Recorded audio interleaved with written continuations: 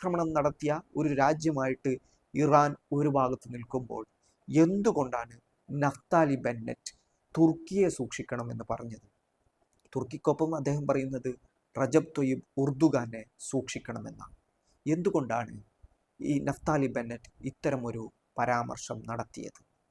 നമ്മൾ കാര്യങ്ങളെ സസൂക്ഷ്മമായി വിലയിരുത്തേണ്ടതുണ്ട്.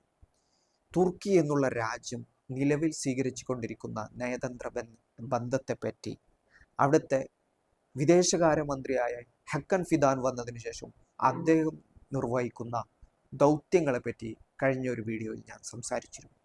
ഇപ്പോൾ ഇസ്രായേലും അക്കാര്യം സ്ഥിരീകരിക്കുന്ന രീതിയിലേക്കാണ് കാര്യങ്ങൾ വരുന്നത്.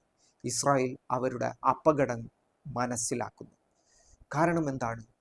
ഒരു ഭാഗത്ത് സിറിയയിലെ സംഘർഷങ്ങളൊക്കെ അവസാനിപ്പിച്ച് ഇസ്രായേലിന് തൊട്ടടുത്ത പ്രദേശമായ സിറിയയിൽ സുസ്ഥിരമായ ഒരു ഭരണ സംവിധാനം തുർക്കിയുടെ മേൽനോട്ടത്തിൽ ഉണ്ടാകുന്നു.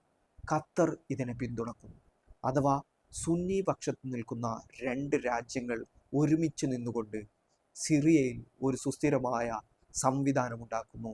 അവിടുത്തെ ഏകാധിപതിയായ ബഷർ അൽ അസദ് ഭരണത്തിൽ നിന്നും പുറത്തു പോകുന്നു. കാര്യങ്ങൾ തുർക്കിയുടെ അധീനതയിൽ വരുന്നത് പോലെ അഹ്മദ് അൽ ഷറ എന്ന അവരുടെ തീരുമാനത്തിന് പുറത്തു നിൽക്കുന്ന ഒരാൾ അവിടെ കൊണ്ടുവരുന്നു. അമേരിക്കയെ കൊണ്ടുവന്നുകൊണ്ട് നയതന്ത്ര ബന്ധങ്ങൾ ഇടപെട്ടുകൊണ്ട് അത് യഥാർത്ഥമായ നയതന്ത്ര ബന്ധത്തിലൂടെ പരിഹരിക്കുന്നു. തുർക്കിയാണ് ഇതിൻ്റെ പിന്നിലെല്ലാ കരങ്ങളായി പ്രവർത്തിച്ചത്.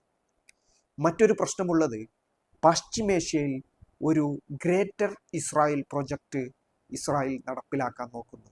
അമേരിക്കയുടെ ഇസ്രായേൽ അംബാസഡർ തന്നെ പറഞ്ഞത് ഇസ്രായേലിന് അത്തരം അവകാശമുണ്ട്, പശ്ചിമേഷ്യ മൊത്തം ഇസ്രായേൽ പിടിച്ചടക്കിയാലും അതിനെ പിന്തുണക്കുമെന്നാണ്.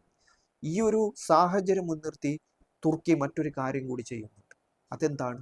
പശ്ചിമേഷ്യ ഒന്നാകെ ഇസ്രായേൽ ഇത്തരം കാര്യങ്ങൾ നോക്കി അബ്രഹാം കരാർ അടക്കമുള്ള കാര്യങ്ങളിലേക്ക് കടക്കുമ്പോൾ